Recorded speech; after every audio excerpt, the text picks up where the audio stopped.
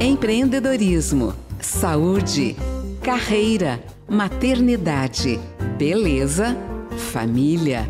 Tudo do universo feminino agora no Mulheres, na Paiquerê 91,7 com Cris Magalhães. Boa tarde, Londrina e toda a região. Está no ar a edição de número 64 do programa Mulheres na Paiquerê 91,7. Comigo, Cris Magalhães. Aqui o protagonismo feminino tem espaço. Bom, e amanhã é 13 de julho, é uma data muito importante, o dia da conscientização sobre o TDAH. O transtorno de déficit de atenção com hiperatividade. Uma oportunidade essencial para a gente falar sobre diagnóstico, acolhimento, os desafios diários e, principalmente, caminhos de cuidado e autoconhecimento. E para essa conversa tão necessária, eu tenho a alegria de receber hoje a Tainá Oliveira, que é psicóloga clínica, especialista em neuropsicologia e atualmente se especializando em terapia cognitivo-comportamental. A Tainá, ela atua em clínica, mas com foco em adultos com TDAH, especialmente nós mulheres, e esse assunto ainda ele é muito pouco discutido e merece muito a nossa visibilidade, principalmente agora para a gente comemorar, né, amanhã essa data tão importante de conscientização. E como eu sou uma mulher com TDAH, já com diagnóstico tardio também, eu não poderia deixar de abordar esse assunto tão importante. Tainá, seja muito bem-vinda ao Mulheres na Paiquerê 91,7. Oi, Cris, boa tarde, muito obrigada.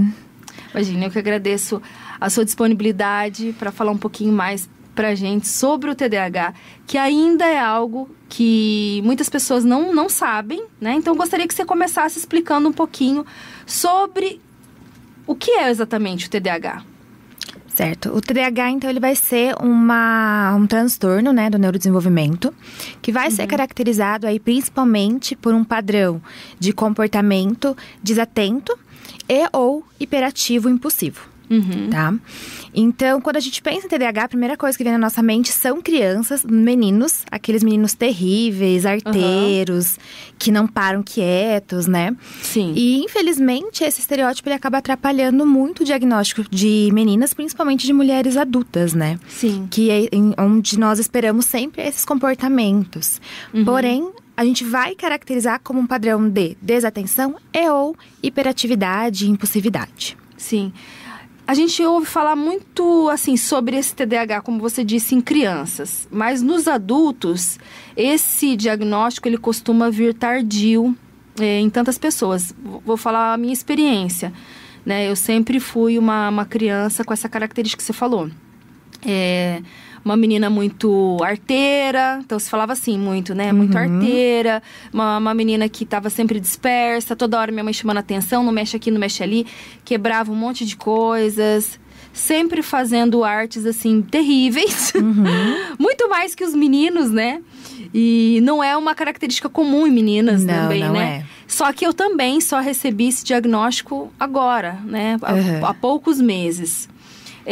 Por que ainda a gente costuma ter esse diagnóstico tão tarde em adultos? Tá. Normalmente, você foge um pouco da curva, se a gente for avaliar. Meninas, normalmente, elas não vão apresentar tantos comportamentos impulsivos e hiperativos. Né? A gente não sabe muito bem ainda se existe alguma mudança neurobiológica. O que a gente tem até agora é que provavelmente não. Porém, as meninas, elas costumam apresentar comportamentos que são mais quietas, né? E elas predominantemente desatento. E por isso, normalmente, as meninas passam batido no diagnóstico. Porque aí elas não apresentam esses comportamentos que são muito visíveis e que geram um certo incômodo nas outras pessoas, né? E aí elas vão passando aí invisíveis. Né? O seu caso já é diferente, né? Você tinha todos esses comportamentos e não teve um diagnóstico. Porém, normalmente, essa invisibilidade, essa ser mais silencioso é o que acaba fazendo com que o diagnóstico ele seja mais tardio. Porque aí foge de todo esse estereótipo que a gente tem de comportamentos, né? E hoje também a gente tem muito mais informação. Sim, com certeza. E acredito que a possibilidade também de ter o acesso aos médicos, Sim. né, a psiquiatras, psicólogos, enfim. E antigamente não tinha. Eu já tô velha também, né? Então, acho que da minha época, quando eu era criança, a gente não escutava falar sobre isso, né? Até conversando recentemente com a minha mãe sobre isso, o que as pessoas falavam, até assim, minha mãe ficava bem chateada, porque minha mãe sempre foi uma mãe muito rígida. Então, ela me colocava de castigo, ela ficava o tempo todo ali me controlando, mas era 1 minuto de descuido, eu estava fazendo uma arte. Inclusive, os parentes nem queriam ficar comigo. Então, aquela coisa assim, ninguém queria se responsabilizar. Um sofrimento, né? Falava assim, não, ela é muito arteira, não vou ficar com ela não. Porque era qualquer coisa, eu já aparecia com o braço quebrado, fui atropelada, umas coisas assim, derrubava fogão. Coisas que eram, assim, falava, não pode uma criança. E eu era muito pequena, né? Uma criança tão pequena, e eu ficava, assim, querendo descobrir tudo o tempo todo. Então, e foi muito engraçado até, porque... eu acabei descobrindo, tendo o diagnóstico, porque um dia eu fui entrevistar uma psiquiatra. Então, foi bem interessante. Mas a gente sabe que hoje também, a gente tem que tomar cuidado, porque tem se falado tanto em TDAH, que todo mundo fala, eu tenho TDAH. Sim. Todo mundo meio que se diagnosticou assim, né? Escuta muito na internet, e a gente tem que ficar atento, porque senão também, né, todo mundo... acaba falando que tem e não tem, né? Sim. E hoje, você trabalha com esse público bem específico, que são as mulheres com TDAH. Isso. Tem algo que diferencia essa manifestação do TDAH, principalmente nas mulheres em relação aos homens? Na vida adulta, né? Porque daí... A gente pode pensar socialmente no padrão de comportamento que é esperado da mulher, né? Que também é uma das coisas que vai dificultar no diagnóstico de crianças. Porque é esperado comportamentos de mulheres que são diferentes dos homens, né? Então, por exemplo, a menina, ela tem que se apresentar mais quietinha, ela não pode ser tão falante, tão tagarela, ela é esperado que ela fique quieta, enquanto que o menino tá tudo bem, ele sai correndo, pulando, subindo em cima das coisas, né? E aí, a gente vai falar que o TDAH em mulheres, ele é mais internalizante. Então, ele gera os sintomas mais internos. Enquanto que meninos, eles têm uma tendência a ter comportamentos externalizantes. Então, de forma motora mesmo. Então, outras pessoas conseguem perceber essa inquietação. Enquanto que meninas não. Então, em mulheres, a gente vai perceber uma inquietação mais do que uma hiperatividade. Entendi. Né? Então, vai ter aquela mexida no cabelo o tempo todo, o pé chacoalhando, o fluxo de pensamentos é muito intenso. E o que vai diferenciar isso de uma outra pessoa que não tem? Porque todo mundo tem traços de desatenção e todo mundo tem traços de hiperatividade. Então, qualquer pessoa vai ter aí, por exemplo... um dia que vai ficar mexendo em alguma coisa sem parar, sem conseguir prestar atenção. Ou... Mas é uma coisa que é todo tempo. Isso. Né? Que é essa pessoa... Todo mundo conhece aquela pessoa pelo jeito que ela é. Exatamente. Né? Mais ou menos isso. E não pode acontecer um dia ou outro que você tá nervoso, né? Ou nervosa por algum motivo. Tá mais desatento ou mais irritado. Enfim, pode acontecer. Mas não pode ser uma coisa constante. Que daí, realmente, aí tem que avaliar, né? A gente vai avaliar muito o prejuízo e o sofrimento que isso causa pra pessoa, né? Então, eu sou um pouco distraída, mas isso não interfere no meu dia a dia. Isso não interfere no meu trabalho. Enquanto uma pessoa com TDAH, ela pode apresentar uma distração, por exemplo, que impacta o dia a dia dela o tempo todo, né? Às vezes ela coloca algo no fogo, esquece e coloca em risco ali a vida dela. Olha aqui, tipo, seca a água, vai pôr pra ferver, secou a água pra fazer outra coisa. É muito interessante, né? E como é muito forte isso. E as pessoas, às vezes, eu vivi por anos. Nossa, mas como que você consegue esquecer isso? E como é um traço que muita gente tem, que aí não consegue entender a intensidade que é isso. Sim. Né? Então, a paralisia, por exemplo, que seria quando a gente tem uma carga emocional muito intensa e é como se o cérebro desligasse. Né? Aí você precisa de um dia ali para você ficar parado, porque você não consegue fazer nada. Quem não entende isso vai falar, é só você fazer, é só você levantar e ir lá fazer. Mas isso é muito intenso, né? É uma falta de energia ali, é uma falta de de força mesmo para começar uma tarefa, que as outras pessoas, como fica nisso, todo mundo tem um pouco de TDAH, as pessoas não entendem esse sofrimento tão intenso. E é interessante assim, vou falar porque vivo isso na pele. Por exemplo, eu sou uma pessoa extremamente agitada, constantemente, faço 1 milhão de coisas ao mesmo tempo e tô sempre... sou muito ativa em tudo que eu faço, mas de vez em quando eu me pego nessa situação, assim. Parece que completamente desliga, assim, o cérebro desliga e você precisa daquele momento de não fazer nada, né? E assim, você quer fazer, você se esforça, você cria 1001 maneiras de conseguir controlar isso. Só que é um sentimento muito intenso mesmo. Acaba a energia, né? Quando um celular acaba a energia, você pode fazer o que for, ele não vai ligar. Quando acaba a bateria. Precisa de um tempo ali para ele carregar. E a mesma coisa, como se eu precisasse de uma força ali para recarregar minhas energias para poder voltar. E tem algumas questões também que as pessoas falam bastante sobre os sinais do TDAH, mas eles costumam ser confundidos, né, com outras questões. Você até falou, né, essas características. Mas, por exemplo, nessa questão da ansiedade ou até da desorganização. Então, tem gente que realmente é desorganizado, enfim, ou tem ansiedade. Então, às vezes, é difícil o diagnóstico por conta disso também, né? Sim. O diagnóstico... Normalmente, as mulheres, elas são diagnosticadas com depressão ou ansiedade antes de serem diagnosticadas com TDAH. Tá? E isso é muito comum mesmo. Então, quando a gente pensa ali no diagnóstico tardio em mulheres...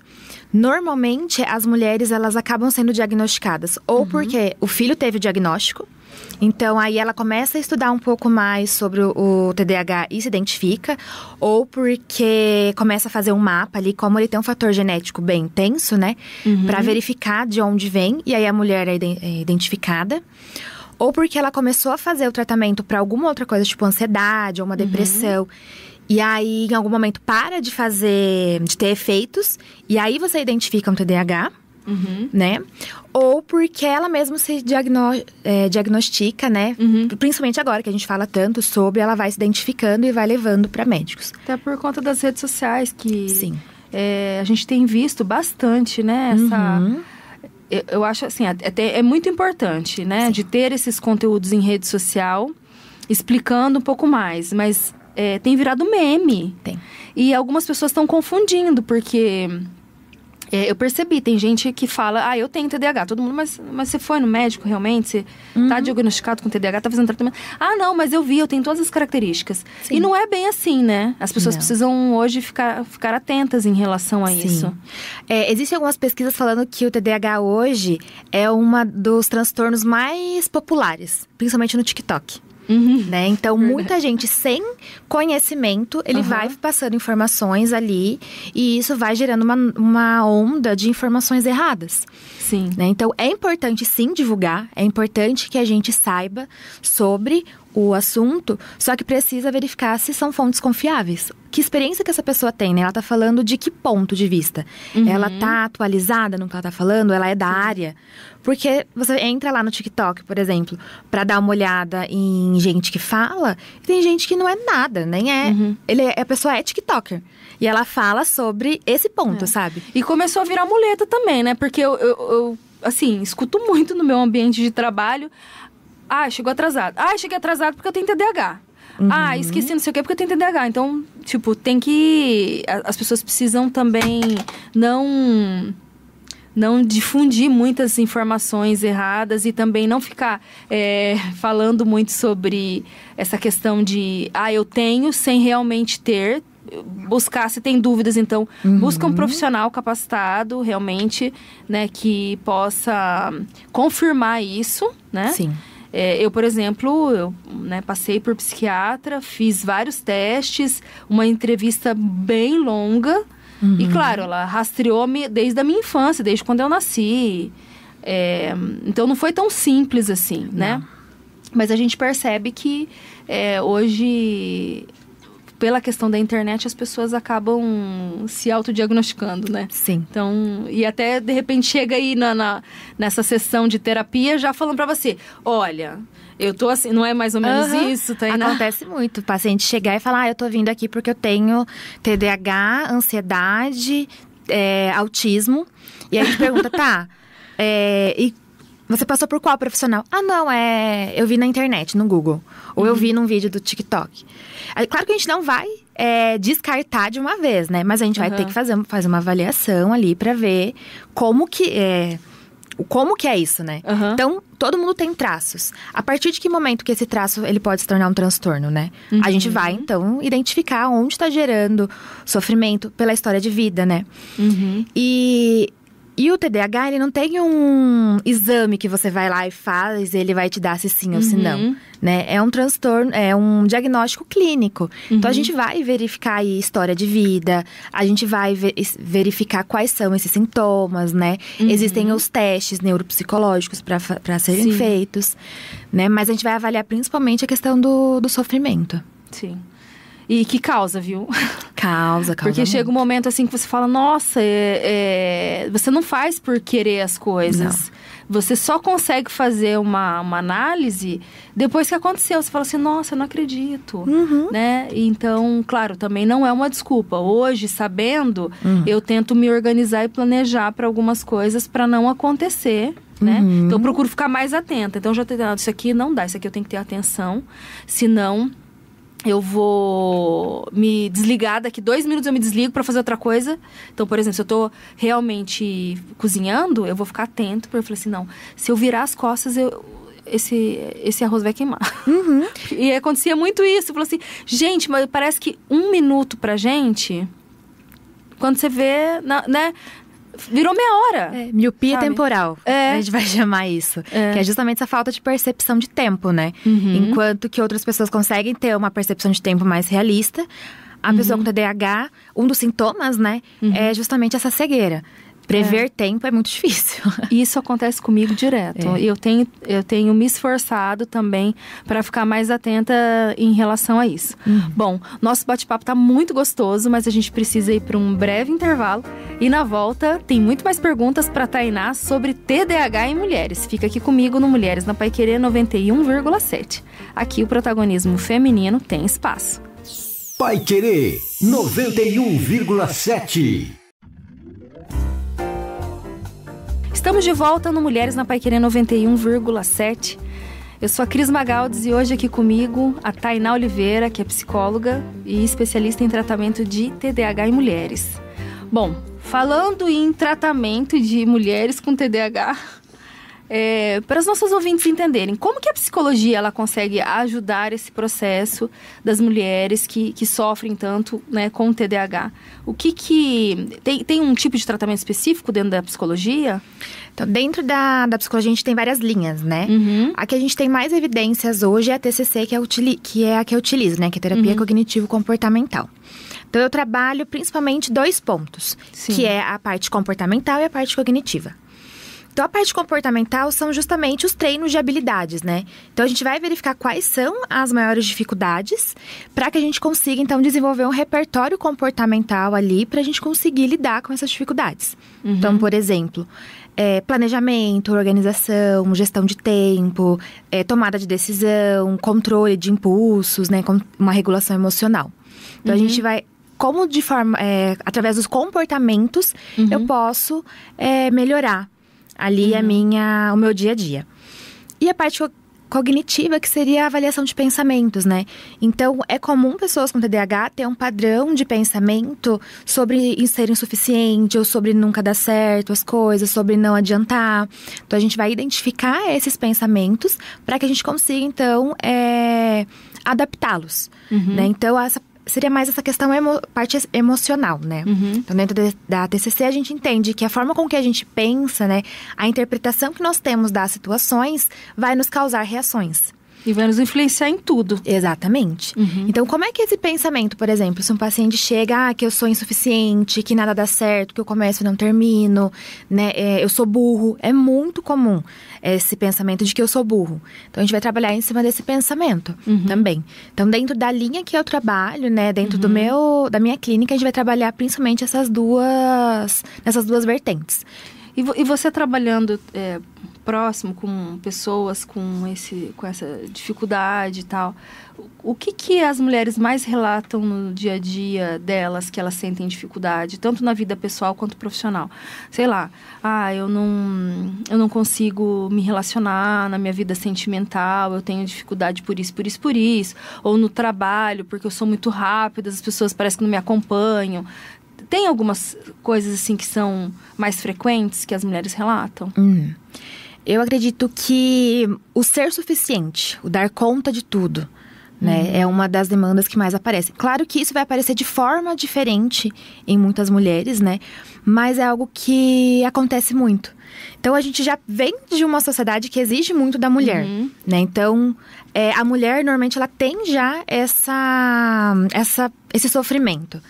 E quando a gente fala de uma mulher com TDAH, eu percebo que isso aparece ainda mais intenso. Sim. Porque muitas coisas que, teoricamente, era para ser fáceis, elas são mais difíceis. Né? Então, é muito frequente ter esse sofrimento de não consigo dar conta, ou quando acontece essa paralisia, né? Como assim eu paralisei? Eu tenho tanta coisa para fazer, eu preciso fazer tantas coisas e eu só parei. Então aí vem um sentimento muito intenso de culpa, por exemplo. Sim. Isso na vida, você fala assim, pessoal e profissional, tem uma característica que é mais, assim, predominante de quem tem TDAH? Então, isso também aparece na vida profissional. Isso aparece de uma forma generalizada, né? Dentro das relações, dentro da vida pessoal, dentro da vida profissional.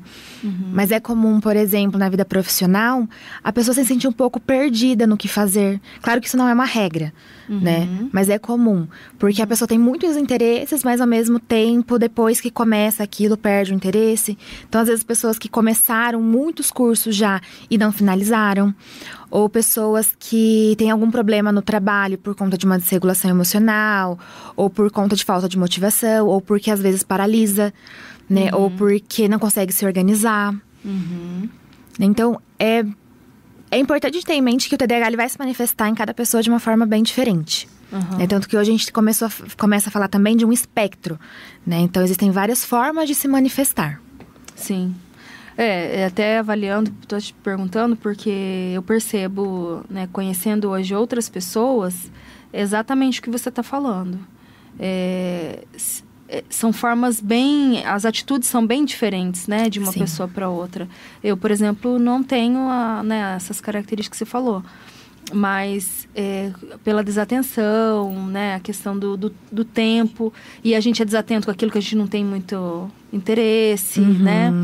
Então, por isso que eu acho que a psicologia, ela entra dessa forma bem personalizada também, né? Para trabalhar. Sim, totalmente. A gente entende que dentro do TDAH a gente vai ter um padrão ali de desatenção ou hiperatividade e impulsividade. E hiperfoco, né? Isso, hiperfoco a gente pode ter também. Né?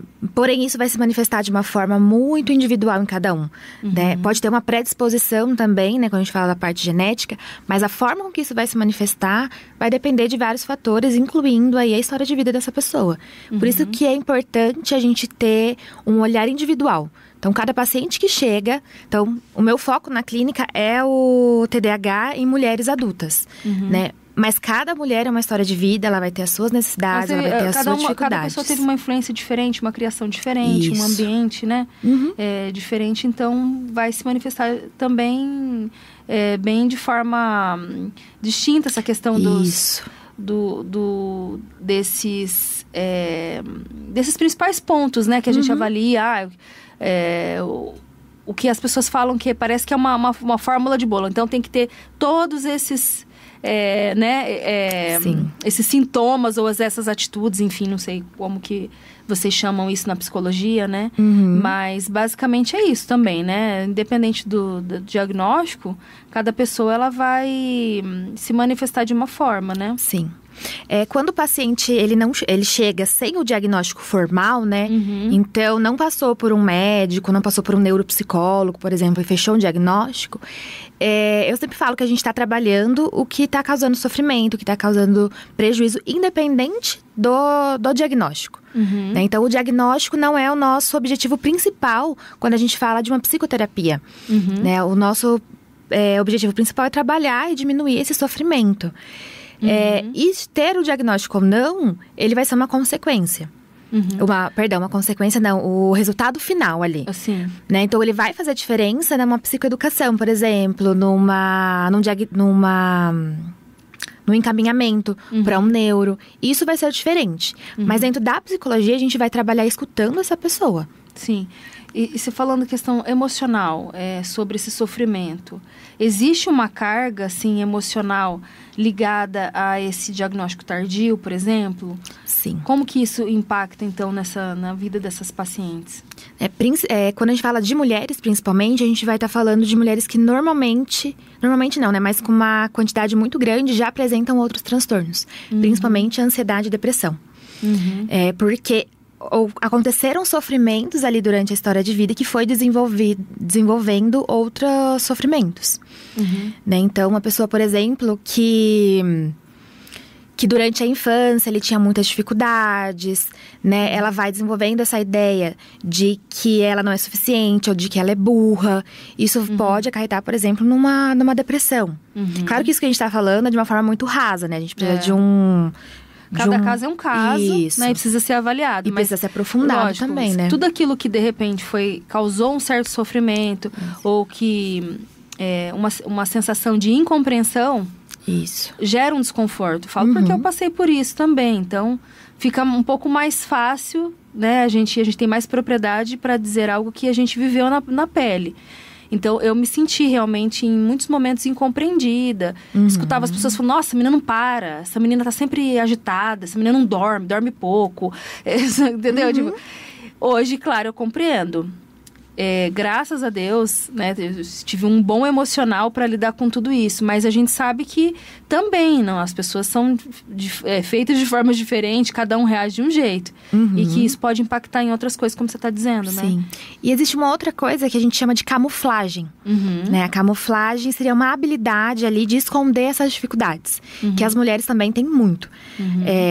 Se a gente vai ver na literatura ali, é mais comum mulheres terem camuflagem até do que homens. Que é justamente essa... Eu consigo desenvolver habilidades para esconder essas minhas dificuldades.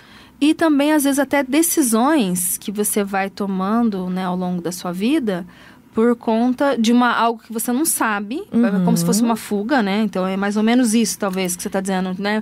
Vai camuflando também o diagnóstico, né? Isso vai escondendo, né? Então, se o diagnóstico ele é a partir dos meus sintomas ali, dos meus sofrimentos, eu crio maneiras de lidar com isso, eu vou conseguindo esconder isso, né? Um pouco melhor. Vai demorar cada vez mais para descobrir, né? Isso. Claro que hoje a gente tem muito mais informação, ainda bem, né? Sim. A gente precisa aproveitar a oportunidade aí da internet que traz tanto conhecimento pra gente buscar realmente informação, mas informação com credibilidade, né? Exato. Não é uma pessoa, eu vou falar da minha experiência como pessoa com TDAH, mas pode ser muito diferente de outra. Então, Sim. Não dá para as pessoas também consumirem esse tipo de conteúdo, né?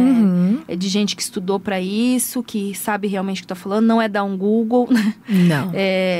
Se aprofundar se algo está acontecendo, né? Você ir atrás para compreender o porquê daquelas atitudes, daquelas ações que você tem, né? Sim. E hoje, como que vocês profissionais, por exemplo... Como que vocês começam a observar para dar esse diagnóstico? Então, chegou uma paciente lá, tá falando... Às vezes nem relata, você falou que tem gente que já vem falando que tem, né? Mas, por exemplo, alguém que está em um sofrimento ali, tô com depressão, crise de ansiedade. Como que vocês conseguem detectar que, de repente, não é isso? Como que não é... Se é TDAH e não ansiedade, por exemplo? Como que começa esse processo de diagnóstico profissional? Tá, a gente, dentro da linha que eu sigo, a gente sempre vai buscar ali entender a história de vida da pessoa e os padrões de pensamento que elas têm. Né? E como que isso afeta as reações delas. Normalmente, quando uma mulher ela vem com essa ansiedade, a gente vai identificar que a gente trabalhou a ansiedade, ela melhorou, Sim. mas ainda não resolveu todo o problema dela. E aí a gente vai tirando aquilo que é a ansiedade, a gente vai identificando sinais de TDAH. Depressão é a mesma coisa, né? Então, a gente vai sempre trabalhar aquilo que tá mais latente. Então, muitas vezes o paciente vem num sofrimento muito intenso de ansiedade e depressão. A gente acaba trabalhando no primeiro momento isso que tá mais agudo ali, aquilo que tá mais aparecendo. E aí a gente verifica que, mesmo trabalhando isso, ainda ficou alguma coisa, né? E aí a gente vai avaliar a história de vida, né? Tem esse padrão de desatenção, por exemplo, principalmente em mulheres, né? Sim. E muitas vezes a pessoa não... Como ela só sabe daquele jeito, né? Ela não consegue identificar que é outra coisa. Então ela acha que é, por exemplo, fluxo de pensamento. Pra ela é normal pensar aquela quantidade de pensamentos, né? E aí a gente começa a avaliar que não, né? O pensamento dela é muito acelerado, ela não consegue descansar, ela não consegue relaxar, ela sempre sente uma intensidade ali de emoções. E aí a gente vai verificando que vai ficando algumas coisinhas, mesmo o TDAH e a ansiedade e a depressão. E não tá fácil pra vocês não, hein? Porque cada dia mais é vários transtornos. Né? Então, eu acredito que fica mais desafiador, né? Porque a gente tá falando de tantas coisas, assim, doenças novas, transtorno, enfim. Então, eu acredito que, lógico, é muito bom, por um lado, porque a gente acaba tendo mais informação, mas eu acredito que alguns diagnósticos se tornam mais desafiadores. Sim. Por conta de tanta informação também, né? Porque ao mesmo tempo que a gente vai fechando mais em uma coisa, ao mesmo tempo parece que abre muito, né? Muito, verdade. E quais profissionais que ficam envolvidos? Porque você é psicóloga, mas chega um momento que precisa também de envolver outros profissionais nesse diagnóstico, né? A gente tem o neuropsicólogo, né? Ele faz as avaliações neuro, então a gente vai identificar vários níveis ali de cognição, atenção, concentração, inteligência. Então ele faz uma avaliação. A gente também tem a parte médica, né? O psiquiatra, o neuro, que aí só eles podem receitar medicamentos, por exemplo. Então, normalmente, a indicação ela vai mais para essas áreas.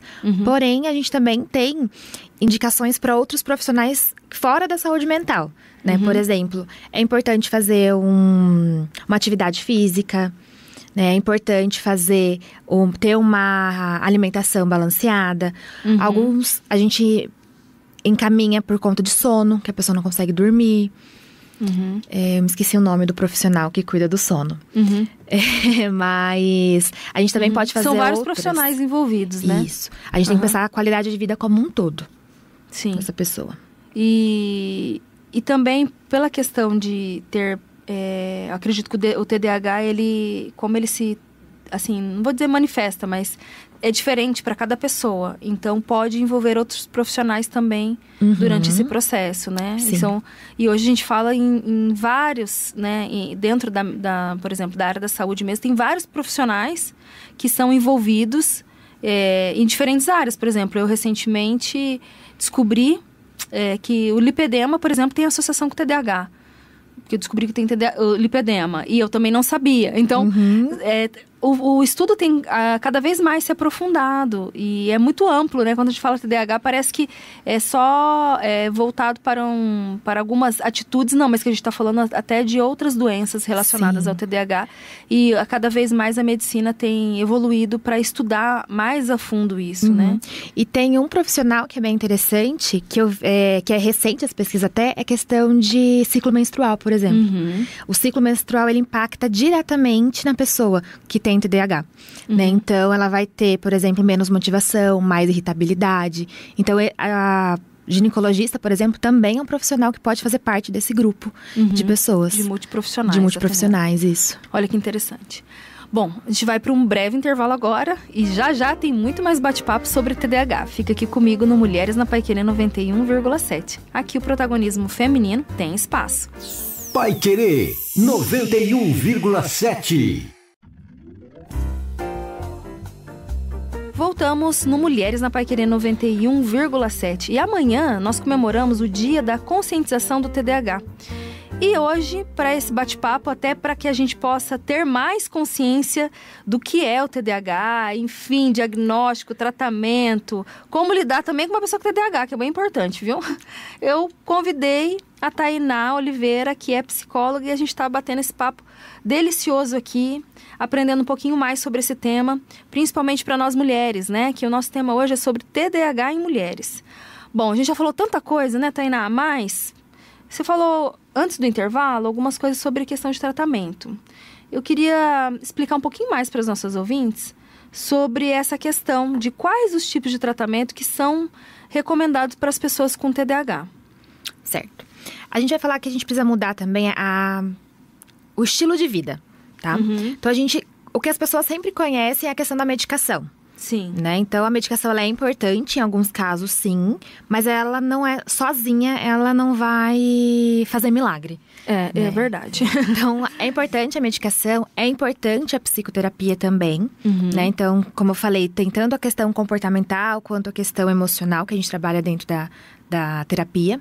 Mas a gente tem outros fatores que também são importantes. Como, por exemplo, uma atividade física. Né? Com atividade física, a gente tem liberação aí de dopamina, por exemplo, que é um dos neurotransmissores que são menores, né? Que são mais, de déficit nas pessoas com TDAH. Então, a atividade física, ela também impacta. Ela vai ajudar bastante. Isso, ela ajuda bastante. Então, a gente sempre tá falando de uma qualidade de vida, de um estilo de vida.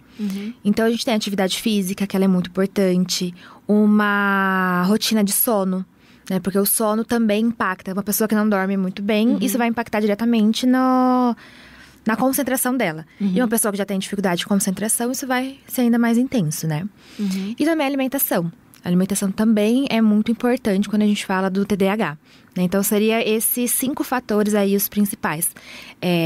A medicação. Todos eles, vou te falar. Você falou todos os pontos, que é todos os desafios de uma pessoa com TDAH. Exato. Porque a gente dorme pouco.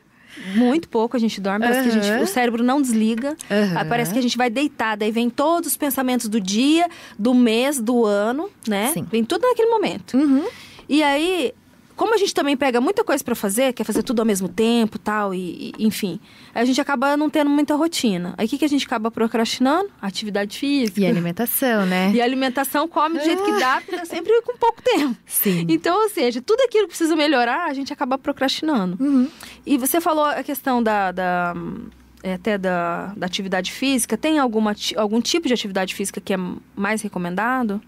Não necessariamente, assim, a gente sempre fala da musculação, né, na academia é importante, mas às vezes a pessoa não suporta. Então é melhor elas fazer uma dança, uma corrida, uma caminhada. Né, uma caminhada. Não existe uma que seja melhor ali, né, mas é importante ter algum tipo de atividade física.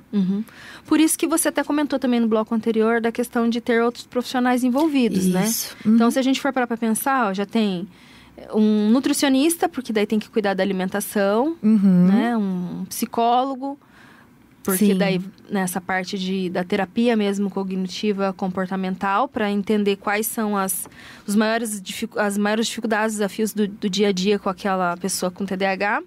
Um psiquiatra, porque a questão da medicação precisa ter esse acompanhamento, né? É um remédio controlado, até para as pessoas saberem. É um remédio chamado até de tarja preta, né? Na medicina. Ele tem até a receita dele é uma receita amarela, uma receita super diferente, né? Super específica. Porque é um remédio controlado, não é qualquer pessoa que pode tomar. A gente teve até recentemente muitos casos de pessoas que estavam utilizando esse medicamento para emagrecer, né? Então, porque ele trabalha essa questão também da ansiedade, né? Então, para estudar também, né? Para estudar, então não pode, né? Realmente tem que ter primeira coisa, a questão do diagnóstico, até para que e se é o caso realmente de tomar, né? Algum tipo de medicamento. Sim. Não é porque uma pessoa tem TDAH que necessariamente ela vai tomar uma Ritalina, por exemplo. Tem algumas que não precisam. Elas conseguem, com essa mudança ali de estilo de vida, ela consegue controlar os sintomas. Tem um fator também que você falou sobre a rotina, né? Isso é uma coisa que eu costumo trabalhar muito com os pacientes também. Porque pessoas com TDAH, elas precisam de uma previsibilidade. Né? Não ter essa previsibilidade costuma fazer com que ela tenha menos regulação emocional, por exemplo. Então, ela vai perder mais tempo, ela não vai conseguir se organizar. Então, a gente sempre trabalha a questão da rotina. É uma coisa que eu pego muito com os meus pacientes. E na minha página no Instagram também eu falo muito sobre isso. Chega a ser chato às vezes. Mas é muito importante. Porque a pessoa, quando ela tem uma previsão ali de como vai ser o dia dela, a semana dela, ela consegue se organizar. Né? Então, se eu sei... Causa menos sofrimento nela também. Sim. Porque ela... imagina, né? Se eu não me planejar, eu não vou conseguir executar isso com tempo, né? Então, isso também é importante. Sim. E como tem essa miopia temporal, né? A pessoa, às vezes, acaba deixando de fazer as coisas. Eu vou pra academia, mas eu vou daqui um pouco. Aí, mas eu vou daqui um pouco, Aí quando vai ver já é 9 horas da noite, não foi pra academia, não fez o que precisava fazer, e aí acaba procrastinando, né? Que a procrastinação também é um fator bem importante, que gera também muito sofrimento, né? Então quando eu sei que eu tenho que ir pra academia às 3, e aí eu crio ali uma regrinha pra mim às 3, isso facilita muito mais a possibilidade de que eu faça. Né? Isso diminui a procrastinação. O que tem me ajudado muito até, assim, pra ter mais uma rotina em fazer as coisas e não me perder em prazos e tudo, é agendar tudo. Tudo que eu tenho que fazer, né? Então, isso tem me ajudado bastante, o telefone também. Porque, às vezes acontece, né? A gente, por essa desatenção, sem querer. Às vezes eu tô no trânsito, não deveria fazer. Mas 1 minuto que você vai olhar o seu celular, até pra você ver o horário. Você entra numa mensagem. Eu peguei o celular pra ver horário. Aí eu já vi a mensagem. E aí, o semáforo abriu e eu tava lá, olhando. Então, acontece muito isso. E lógico que a gente começa a se policiar. Então, tipo, não vou nem olhar. Né? Porque realmente é algo que, para as pessoas não entendem. Parece que você tá fazendo aquilo porque você quer. E é mais forte que você. Você perde a noção mesmo. Parece que cria um mundo paralelo, né? Ali. Você falou que tem, lógico, várias estratégias eficazes para ajudar isso. Fora isso, assim, a questão da organização, do foco e essa regulação emocional. O que você aconselha essas pessoas com TDAH a fazerem para que elas tenham mais qualidade de vida? Eu posso indicar a terapia? Terapia é pra tudo, né? Terapia acho que já tá... Acho que todo mundo vai fazer terapia, né? Independente de TDAH ou não, gente. Você tá ouvindo, é importantíssimo, né? Fazer terapia hoje. Mas uma coisa que é muito importante também é a autocompaixão, sabe? Se entender, se respeitar os seus limites. Não se culpar tanto, né? Então, a gente, ao mesmo tempo em que a gente vai não olhar isso como uma muleta, né? Não olhar isso como uma desculpa de que tá tudo bem. É também a gente não ir por o completo oposto, que é eu preciso fazer tudo e tudo tá no meu controle. Às vezes as coisas não estão e eu preciso respeitar o meu tempo, preciso respeitar o meu limite. E isso é muito importante também. Você acha que ajuda também a questão de você externar para as pessoas que você tem e que você tem uma certa dificuldade em lidar com algumas coisas? Isso pode ajudar em alguns momentos? Até eu queria também, aproveitando isso, entrando nessa pergunta sobre rede de apoio. Amigos, a família, né? Enfim, namorado, marido. Pode ajudar também essa mulher com TDAH? A rede de apoio ela é importante, sim, né? Então, principalmente em relação à compreensão, né? Compreender, não culpar, não sobrecarregar essa pessoa. Agora, sobre falar ou não, a gente precisaria verificar um pouco melhor a realidade de cada uma, sabe? Porque pode ser que essa mulher esteja num ambiente que ela não vai ser validada. Pelo contrário, ela vai ser mais culpada ainda. Né? Como se ela fosse responsável por isso, como se isso fosse culpa dela. Porque daí, todo tempo, as pessoas ficam apontando. Tá vendo? Você fez isso por causa do seu TDAH. Às vezes, não, né? Ela pode ser olhada ali enquanto incapaz, né? Então, eu nem vou falar pra ela que ela tem TDAH e ela não vai fazer mesmo. Então, não colocar também nesse lugar, né? Então, o TDAH, ele tem as dificuldades, sim. Mas essas dificuldades... elas podem ser superadas, né? Não é um passe de mágica que eu tô falando. Essas pessoas próximas, como que elas podem ajudar? Olha, responde porque eu quero que meus filhos estudem, minha mãe. Como que eles podem ajudar a gente no dia a dia? De que forma? Então, aí depende muito das dificuldades, né? Mas, por exemplo, essa pessoa não consegue dar conta de tudo. E ela nem precisaria, né? Sim. Então, a gente precisa de uma rede de apoio ali pra estar ajudando a fazer as coisas, pra lembrar. Então, eu esqueci de algo... não culpar, não responsabilizar a pessoa, né? Comunicação é muito importante. Então, regras vazias, regras muito amplas, assim, Sim. elas podem passar despercebidas. Então, eu preciso dar um comando ali. Eu preciso que você coloque as roupas pra bater, depois você estenda as roupas. Eu posso dar esse comando de uma forma completa. E não falar do jeito que vem na minha cabeça ali, porque às vezes a pessoa não vai prestar atenção.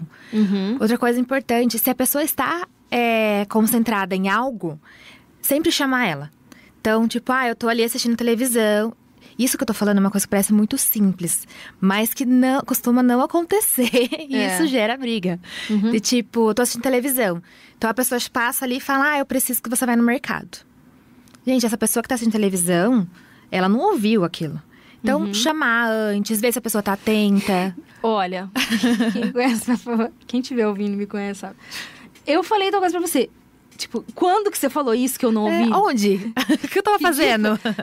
Não falou. E às vezes a gente até briga. Fala, eu tenho certeza que não falou. Você não falou isso. Não, eu falei. Então, é justamente por causa disso. Porque você acha que a pessoa estava ouvindo, mas ela não estava prestando atenção. Não. Ela não conseguiu prestar atenção, na verdade. Ela tava ela tá no outro mundo, fechada ali.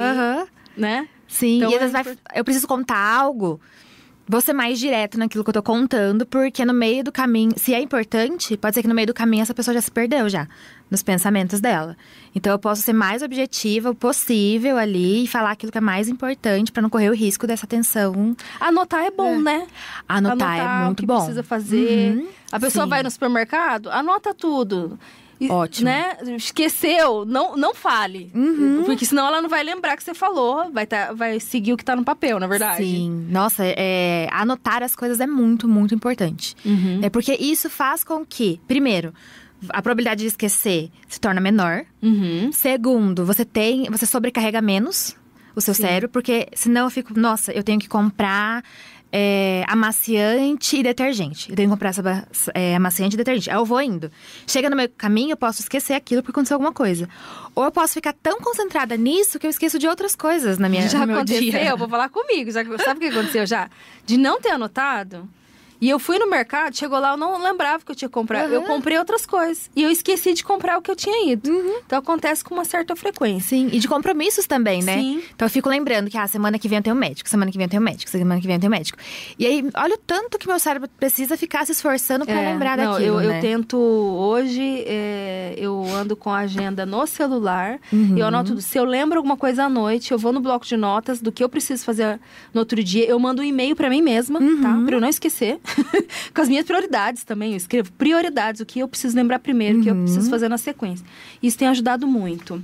E uma outra coisa, bom, aí, não sei, você como psicóloga avalia, pra mim tem funcionado também. E deixo aí uma dica pra quem, de repente, passa pela mesma situação. Eu procuro também coisas que eu tenho, ideias que eu tenho, para eu não perder, porque a gente é muito criativo. Então, ideias boas que eu tenho, ou coisas que eu preciso fazer, ou decisões que eu preciso tomar, eu anoto. Sim. Eu deixo anotado porque parece que se eu ficar com aquelas ideias na minha cabeça, parece que eu fico mais cansada, eu fico mais exausta. Porque daí eu fico tentando lembrar toda hora aquilo e fico... Enfim, eu tento fazer isso. Eu acho que é uma boa... Eu acho que é um bom exercício, né? Totalmente. Senão você vai sobrecarregando o seu cérebro de tarefas que talvez não precisasse. Né? Então, se tem uma ferramentinha que eu gosto, que chama estacionamento de ideias. Que normalmente, que eu indico bastante, que é principalmente à noite. Então, você deitou, começa a vir 1 milhão de pensamentos. Deixa um bloquinho do lado e vai anotando tudo o que tá passando pela sua cabeça. Sem filtro mesmo, só anota o que tá pensando. Anota tudo que tá passando ali na sua cabeça pra você descarregar mesmo as informações. E aí, no dia seguinte, você vai avaliar aquilo, o que pode ser descartado, o que são tarefas que eu preciso fazer, quais são as prioridades. Só não posso mostrar pra ninguém isso aí, viu? Senão... Guarda sete chato. Sabe aqueles diarinhos que tinha um cadeadinho? Tem que fazer isso, porque vem tanto pensamento. Meu Deus, né? Sim. Que é uma forma de desafogar a cabeça mesmo pra eu conseguir dormir, por exemplo. Sim. Olha que interessante. Bom, a gente tá chegando ao final do nosso programa e pra finalizar, eu gostaria que você deixasse aí pras mulheres que de repente se reconheceram em algum dos sintomas ou ou cogitando aí buscar ajuda, por onde elas começam? E para quem já tem, uma mensagem final. Então, para quem acha que pode ter, que se identifica, eu acho que vale buscar uma ajuda. Né? Você não precisa lidar com isso sozinha, sem julgamento, sem culpa também. Então, eu indicaria realmente procurar por uma ajuda. Ou se você não puder procurar por ajuda agora e queira ver coisas nas redes sociais, que você siga pessoas que sabem do que estão falando, né? Que tem créditos para isso. E se você tem, também que você não se culpe por isso. Né? Se ame, né? Se respeite, respeite seus limites. Respeite seus limites, respeite seu tempo, né? Uma pessoa com TDAH também não é só isso, né? Isso é um dos fatores dela. São algumas dificuldades, mas isso não define quem ela é. Verdade. Bom, Tainá, que delícia de bate-papo, que conversa rica, tão necessária e acolhedora. Muito obrigada, né, por você compartilhar aí todo o seu conhecimento com a gente. E gostaria que você deixasse suas redes sociais, para que as pessoas também, né, você compartilha tanto conteúdo lá, né, interessante sobre esse tema. Eu tento trazer sempre informações mais atualizadas possíveis e sempre com esse olhar de sem culpa, né? De se amar, de se acolher. Algumas dicas de ferramentas que podem ser utilizadas, né? E as minhas redes sociais é Tainá Oliveira Psi. Tainá, né? Com TH, então THAINA Oliveira, P de pato, S de psi. Isso, de psicóloga. Tá. É isso mesmo. Bom, e você que nos acompanha aí, se você se identificou com o tema ou conhece alguém que possa se beneficiar com todas as informações, você pode compartilhar essa entrevista, né? Essa e todas as outras, elas ficam no nosso canal, no Pai Querer 91.7 no YouTube. Mais uma vez agradecer a sua participação, Tainá. Sim, eu que agradeço o convite, foi muito bom. Um tema que eu gosto tanto de falar e que eu acho que é tão importante, né, da gente compartilhar. Legal. Bom, chegamos ao final de mais um programa Mulheres na Paiquerê 91,7. Comigo, Cris Magaldes. Aqui o protagonismo feminino tem espaço. Agora você fica com o Rádio Show com o Cristiano Pereira, com aquela programação musical maravilhosa que você já conhece. Eu agradeço a sua audiência e eu te espero até o próximo sábado. Tchau, tchau, pessoal. Todo sábado, à 13h, na Paiquerê, nosso encontro marcado no programa Mulheres na Paiquerê 91,7, com Cris Magaldes. A cada semana, um bate-papo com uma ou mais convidadas especiais. Acompanhe a programação do Mulheres pelo nosso Instagram, @Paiquerê 91.7. Os programas ficam à sua disposição no canal da Paiquerê 91,7, no YouTube.